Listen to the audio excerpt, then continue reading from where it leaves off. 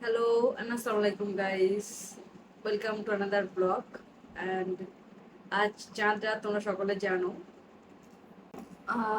আমি একটু স্যাড আছি আজকে, কারণ ফার্স্ট টাইম আব্বা মা ভাই ছাড়া শ্বশুরবাড়িতে ঈদ কাটাবো।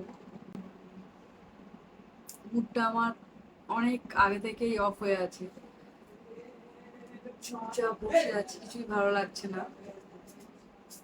তার সঙ্গে কথা বলতে ভালো লাগছে না গাইস। এমন হয়ে গিয়েছে যে কি আর আমি কিছু বলতেও পারছি না, মানে আমার মুড বিশাল অফ। মেয়েদের লাইফটা যেন ঠিক কেমন একটা, যেখানে সারা জীবন কাটালাম, ঈদ কাটালাম ফ্যামিলির সাথে, আব্বা মায়ের সাথে, আজ অন্য একটা জায়গায় ঈদ। একদম ভালো লাগছে না গাইস, আমি লিটারালি আমার কান্না চলে আসছে, এতটা ইমোশনাল হয়ে গিয়েছি আমি। আমি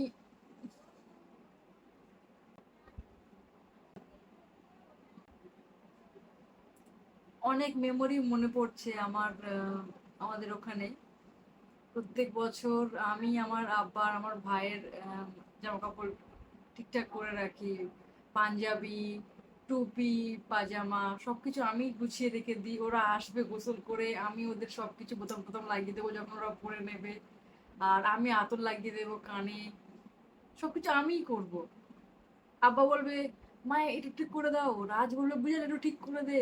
মা আবার মানে কিছু করছে, মা আমাকে বলবে, তুই তোর আব্বা মা তুই তোর ভাই সরি তুই তোর ভাই আর আব্বাকে নামাজ পড়তে পাঠিয়ে দে, তারপরে তোর কোনো কাজ নেই, তারপরে তুই কোথায় যাবি যা।